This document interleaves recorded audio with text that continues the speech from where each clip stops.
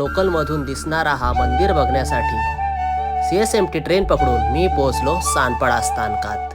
सानपाडा स्थानकाच्या बाहेर पडताच वॉकिंग 10 मिनिटं अंतर चालून आम्ही त्या मंदिराच्या जवळ पोहोचलो. मंदिराबाहेरील भिंतीवरील वारकऱ्यांची पेंटिंग बघून जणू काय आम्ही पंढरीतच दाखल झालो अशी भावना निर्माण झाली. प्रथम तुला वंदितो कृपाला म्हणत आम्ही गणपती बाप्पाचं दर्शन घेऊन गुरुदेव दत्ताचं दर्शन घेतलं.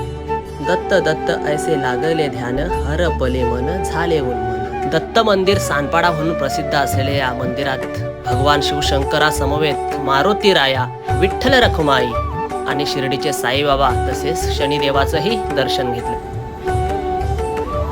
2 दिवसावर येणाऱ्या वटपौर्णिमेसाठी काही महिला शूट करण्यासाठी आल्या होत्या. निसर्गाच्या सानिध्यात वसलेला हा दत्त मंदिर आजपर्यंत तुम्ही बघितला नसेल तर अवश्य एकदा या मंदिरास